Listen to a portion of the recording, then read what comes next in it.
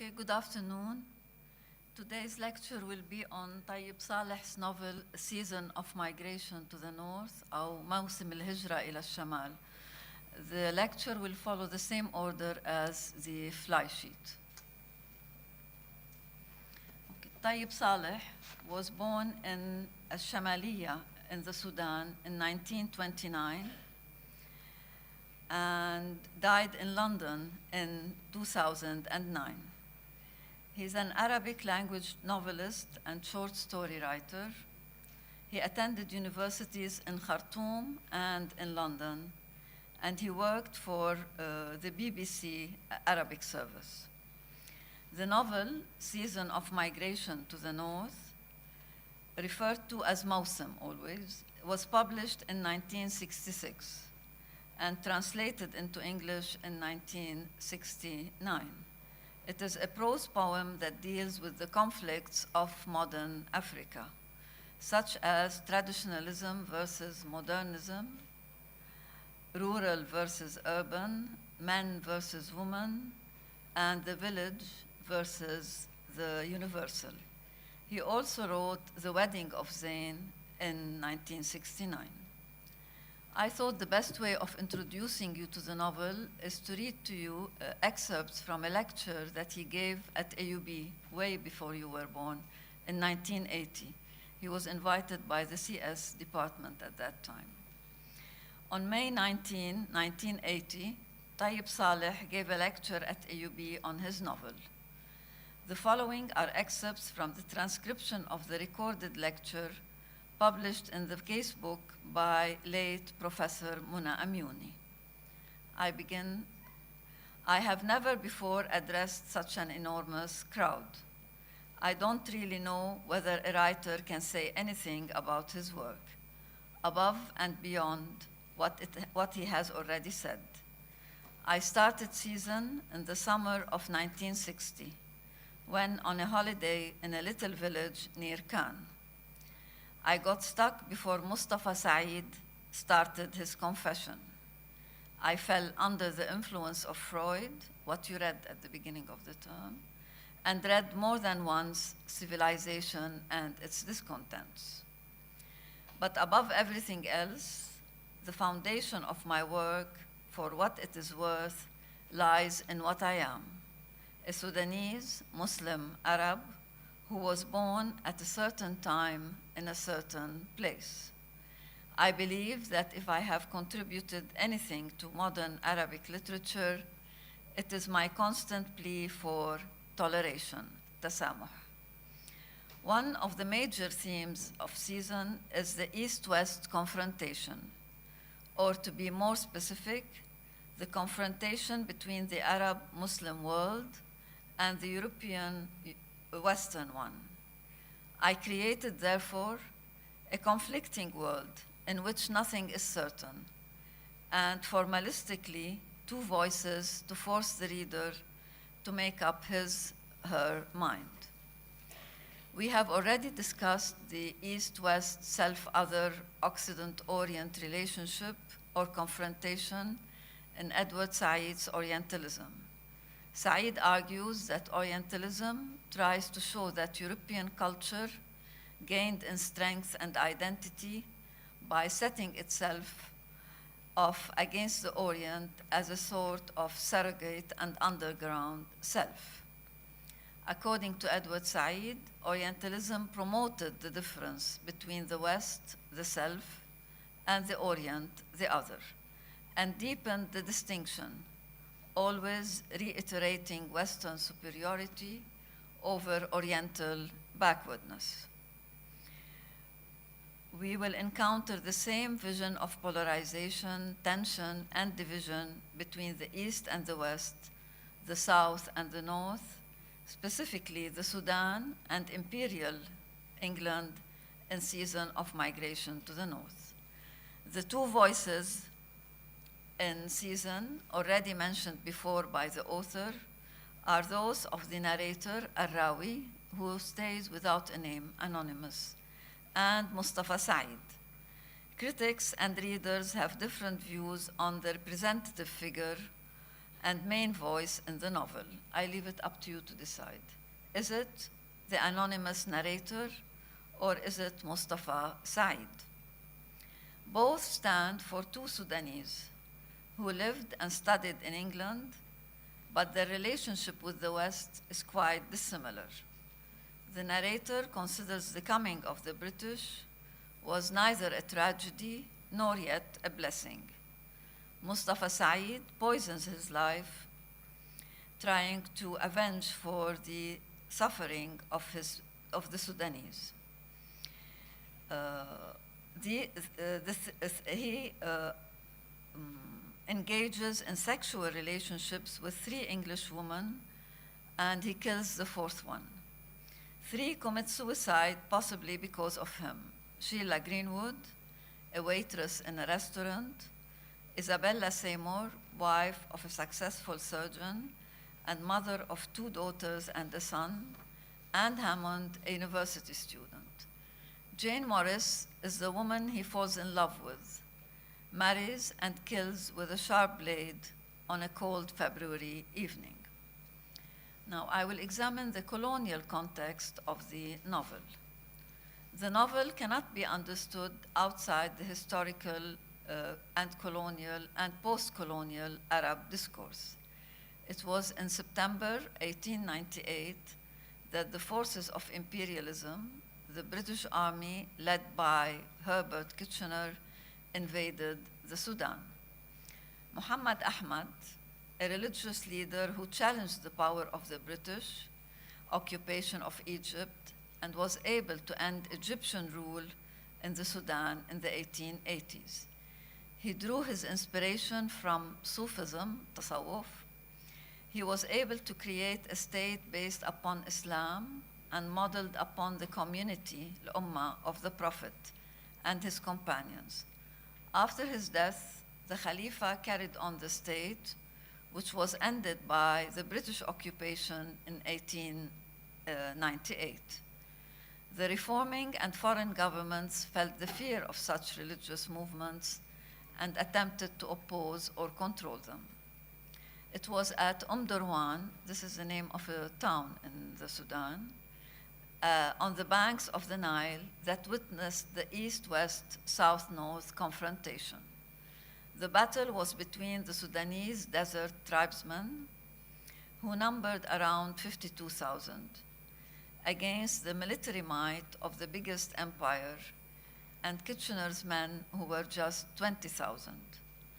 The Sudanese had swords and spears. The British had guns and rifles. The battle was over in 5 hours, and Kitchener remarked arrogantly that the enemy had been given a good dusting. In the novel, Kitchener says to Mahmoud Wad Ahmad after his defeat at the Battle of Atbara, "Why have you come to my country to lay waste and plunder?" It was the intruder who said this to the person whose land it was, and the owner of the land bowed his head and said nothing. Mustafa Said resumes the Battle of Durman more than 3 decades later, with the same spears and swords, the victims being the British women rather than the British Army. He says, "I resumed the war with bow and sword, and spear and arrows. The city was transformed into an extraordinary woman, with her symbols and her mysterious calls, towards whom I drove my camels." Now, the contact between the Arab world and the Western one during the Nahda signaled the beginning of the debate between traditionalism and modernism. The term Nahda, for those who don't know, literally means awakening or renaissance. It covers the period in the Arab world from mid or late 19th century to the present. During this period, the impact of the West became a major factor in Arab social and political life. Europe was the self, recognized itself as different from the non-modern other, the Arab world. With the expanding power of Europe, the question to be answered was the following: how can Arab Muslims acquire the strength to confront Europe and become part of the modern world? The Arab awakening can be seen as a struggle between two standpoints.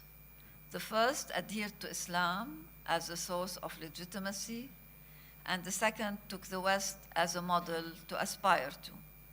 Many regarded modernity as uniquely and strictly a European phenomenon. The most prominent representatives of the Islamic modernists or reformers, like Rafa' al-Tahtawi, Jamal al-Din al-Afghani, and Muhammad Abdu, were opposed to Western domination, but appreciated the Western scientific and cultural achievement. They realized that living in the modern world requires certain changes, which could be carried on while Muslims remain true to themselves and the purity of early Islam.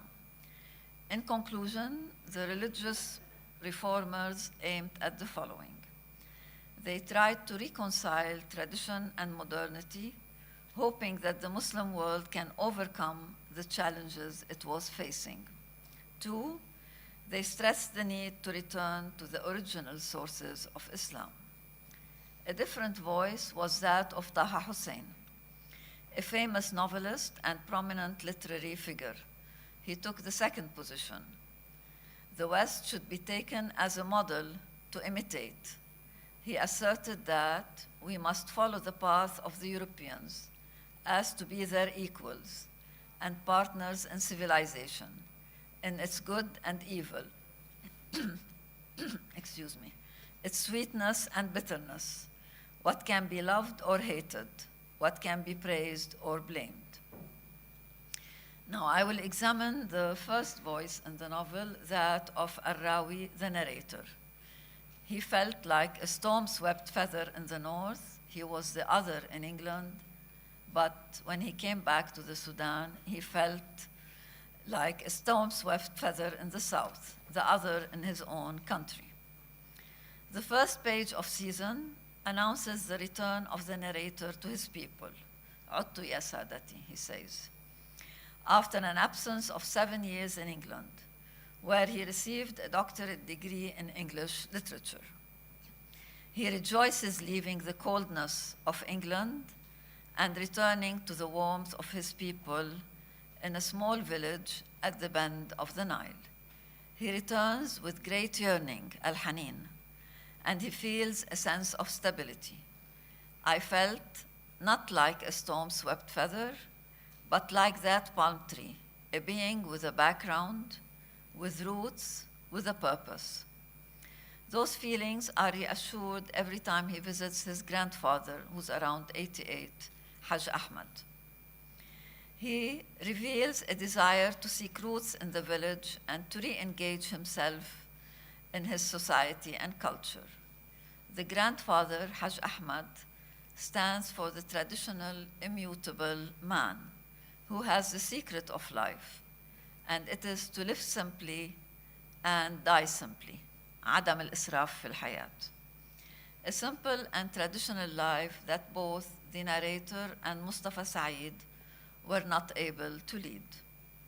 Contrary to Mustafa Said, the narrator considers the North is very much like the South. He says, "Over there is like here, neither better or worse.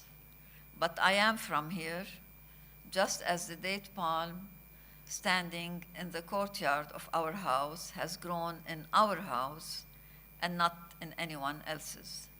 The fact that they, the British, came to our land, I know not why. Does that mean that we should poison our present and our future? Sooner or later, they will leave our country. The railways, ships, hospitals, factories, and schools will be ours." After spending some time in the village, the narrator goes to Khartoum to teach pre-Islamic Arabic poetry at a secondary school. He feels that life is good for him and the world remains the same. Yet the narrator has not remained the same, contrary to his affirmation that I too had lived with them, again the British, but I had lived with them superficially, neither loving nor hating them. According to the narrator, imperialism and the coming of the British was neither a tragedy nor yet a blessing. This view differs radically from that of Mustafa, as we shall see later. The narrator idealizes his country and his people, only to realize later that things have changed and the world has turned upside down. No sooner does he find that the love he wants to flow from his heart has turned into rage and anger. Mustafa Saeed disappears one day, by drowning or more possibly by suicide, we don't know. And he leaves his wife, Husna, and the two boys in the care of the narrator. The narrator falls in love with Husna bint Mahmud, yet he does nothing. He does not let love flow from his heart, as he claims at the beginning of season.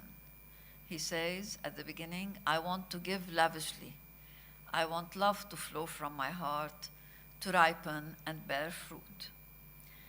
Now I will discuss the crisis of not geographic, but internal migration of the narrator.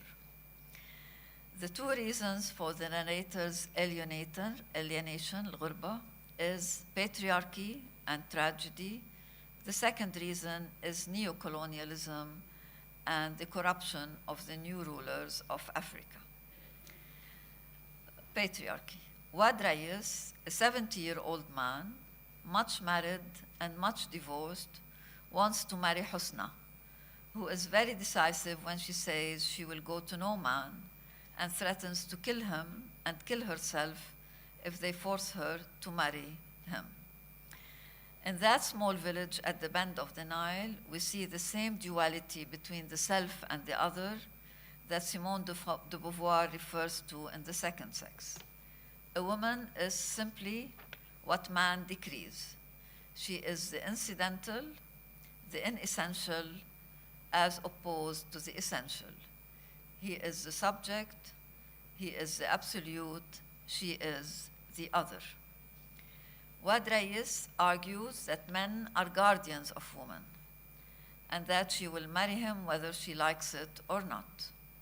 He says that God said in his noble book that women and children are the adornment of life, النساء والبنون, only to be corrected by the narrator who recites the verse as it stands in the Quran. It is al-mal wal-banun, wealth and children are the adornment of life. Her father forces her to marry him, and few days after the marriage, she kills him and kills herself. Mabruka, Wad Rais' first wife, and the narrator are the only two people in the village who do not curse Husna. However, the reasons for that are quite different. The narrator confesses that Husna bint Mahmud was the only woman he had loved. Haj Ahmad, the grandfather, prays to God to rest the soul of Wad Rais, curses all women, and he considers them as sisters of the devil, إخوات الشياطين. I will discuss now the second reason for the alienation of the narrator. It is neocolonialism and the corruption of the new rulers of Africa. The alienation of the narrator multiplies. He attends a conference at the Ministry of Education to discuss ways of unifying the educational methods. The conference is held in the Independence Hall. Notice the name of the hall, Independence. And the hall was designed in London, the white marble imported from Italy. The ministers are dressed in silk, mohair, and cashmere. The cost of the hall is around £1 million, and the wealth of the ministers stand in sharp contrast to the poverty of the Sudanese, who lack schools and hospitals. The minister, in his speech, considers the bourgeoisie as being more dangerous to the future of Africa than imperialism. It is the same minister who leads a bourgeois life. He is known to be corrupt and has amassed a fortune from the sweat of the poor, wretched, half-naked people in the jungle. The narrator starts considering going back to the north. He says, "There is no room for me here. Why don't I pack up and go?" The migration that appears in the title of the novel involves not only geographic migration, but also the internal migration, الغربة, of the narrator, who starts feeling the coldness rather than the warmth of his own people. Twice in the novel does the narrator say, "There is no justice or moderation in this world." The first time he says this is after attending the conference in Khartoum. And the second time when he describes the courtroom scene in London, where Isabella Seymour's husband stands to defend his wife in spite of the fact that she confessed to him her relationship with Mustafa. He says he feels no bitterness towards her and expresses his deep sadness at losing her. The narrator feels bitterness and hatred. The unfaithful wife is being defended by her husband, while the faithful Husna suffers a tragic fate in that small village at the bend of the Nile. He says, "I feel bitterness and hatred, for after all these victims, he crowned his life with yet another one, Husna bint Mahmoud, the only woman I have ever loved." Now I will examine the second voice, which is that of Mustafa Said. Mustafa Said is the second voice in season. We can notice the dissimilarity with the narrator from the first few pages of the novel, and clearly after he starts his confession on page 19 of your novel. So there's an autobiography within the novel. It is specifically on this page that the author, Tayyib Saleh, got stuck and read more than once Freud's civilization and its discontents, especially his theory on man as divided between eros and thanatos, the love and death instinct. Mustafa Said was born in Khartoum in 1898, the same year of the Battle of Durman. This is the only date you have in your novel. He decides to avenge the colonization of the Sudan, but under his own terms. He conceives his relationship with the English woman as a battle, inflicting pain and suffering on them and treating his victims as Kitchener treated his native people, the Sudanese. As a child, he was raised by his mother. His father died before he was born. He lives with her like strangers, and they act as relatives to each other. He is described as isolated, arrogant. His mind is like a sharp knife, and his heart is as cold as a piece of ice. Nothing in the world could shake him.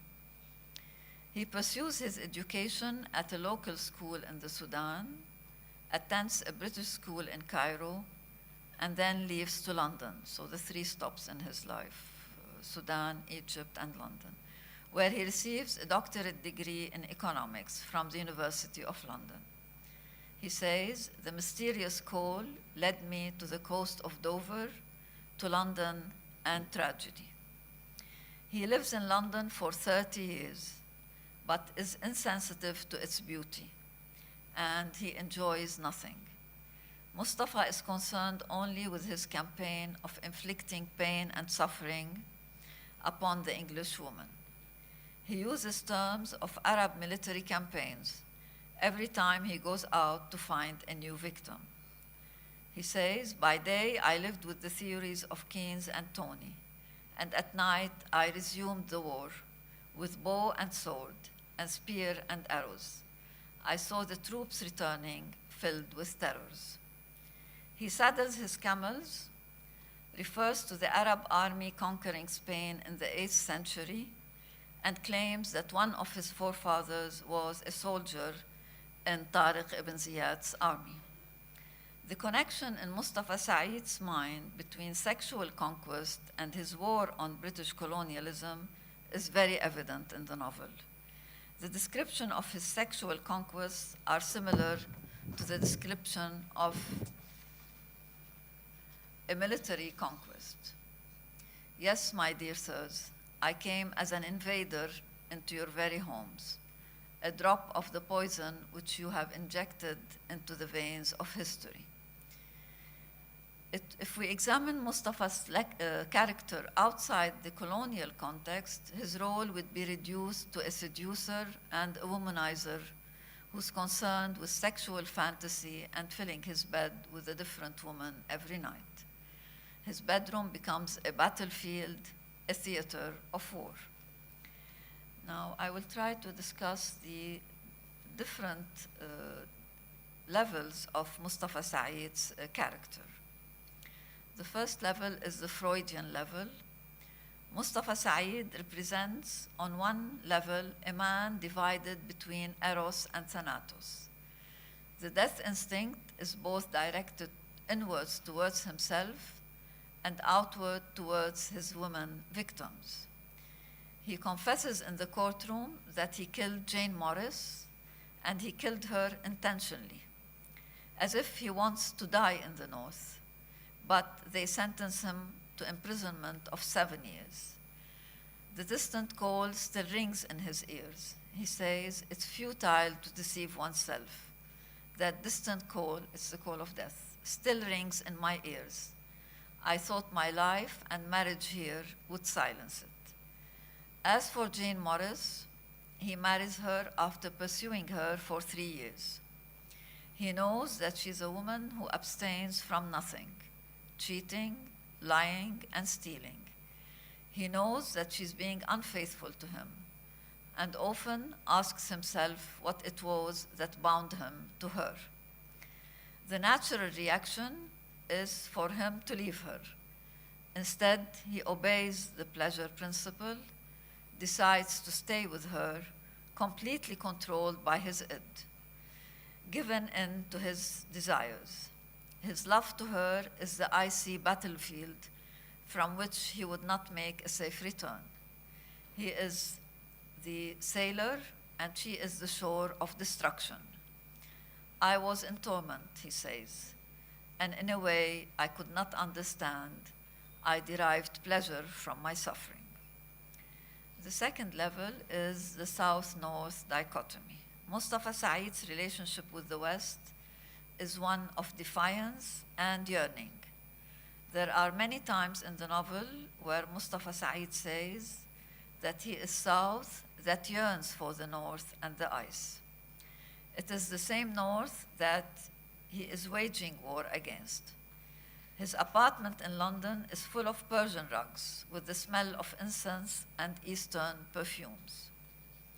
The narrator, visiting the secret room of Mustafa Said in the village, describes it as a graveyard, a huge joke.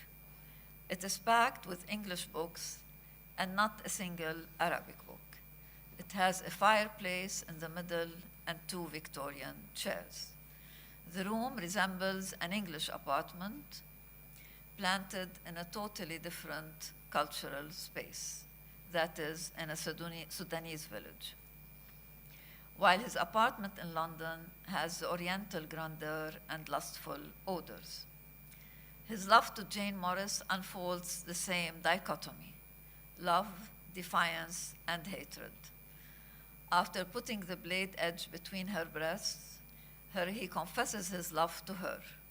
It was the night of truth and tragedy. Mustafa Said is both conqueror and conquered, both a modern and a traditional man.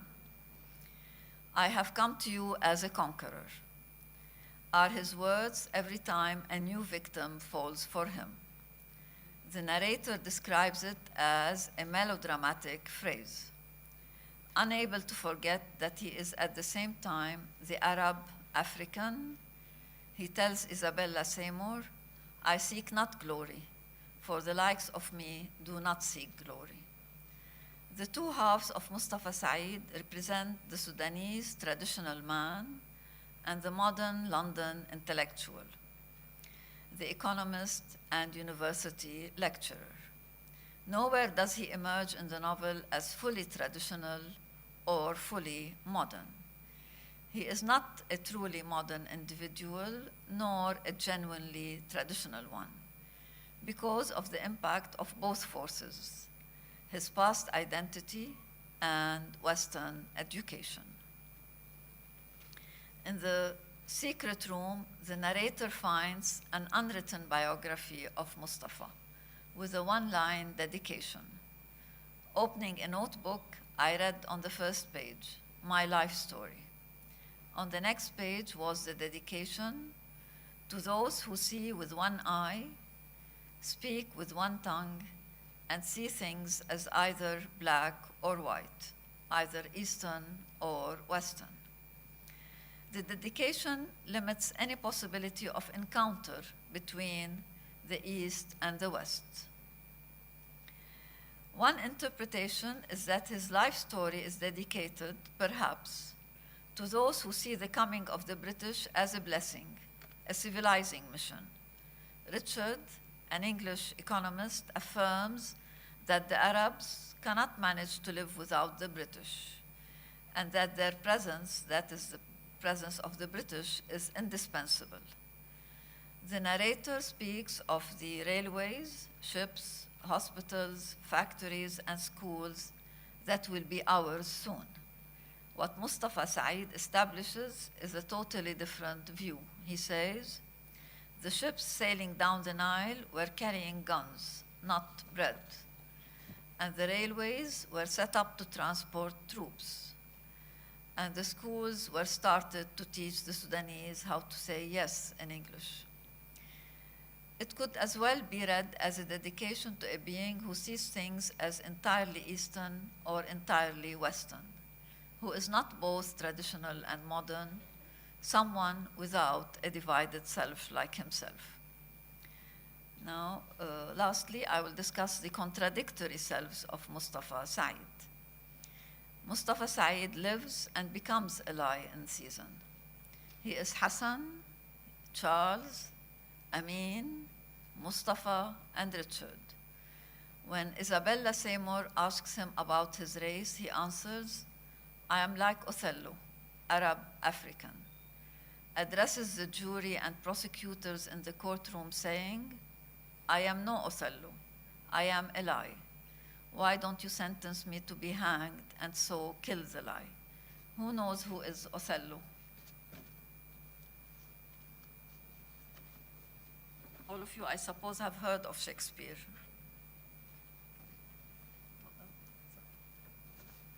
So, hi, I'll be introducing Othello. For those of you, actually most of you who don't know who Othello or what Othello is, it's a play and a tragedy by Shakespeare. It is believed to have been written in 1603, and it is a true story. No, it's not a true story. It is a story about Othello, and revolves around dark-skinned individuals or Arab Africans, which he terms as Barbary horses and lascivious Moors. It is still performed nowadays because it revolves around the themes that we still see nowadays in our society, which are revenge, jealousy, betrayal, and revenge. And those are the characteristics that he assigns to dark-skinned individuals. Again, you can see the common theme of self and the others, whereby the others now are the dark-skinned individuals or the Arab Africans. Othello is nothing but a reflection of the mentality of the era in which it was written. In fact, in the 16th or 17th century, in Elizabethan discourse, the term black, excuse me for the term, referred to a concept that went beyond the physical color of the skin and included various negative connotations. Thank you.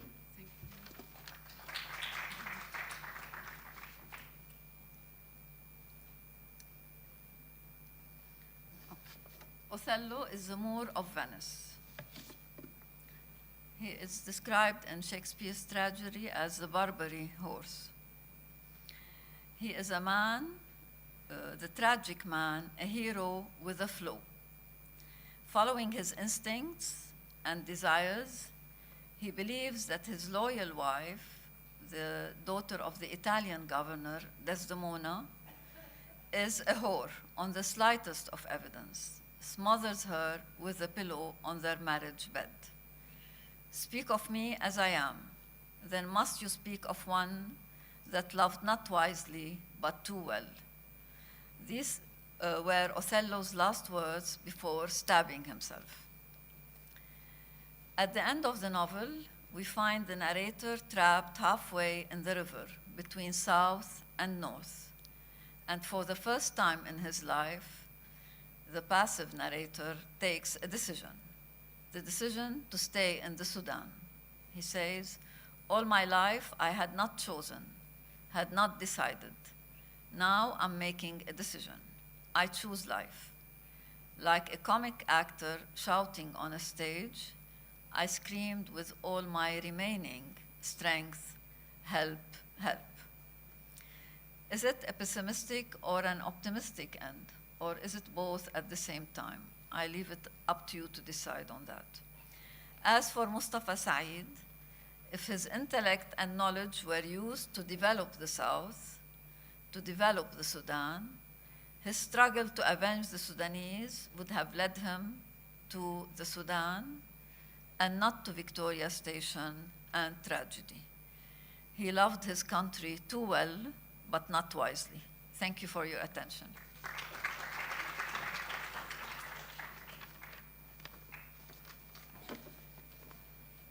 Thank you, Eli. Thank you so much.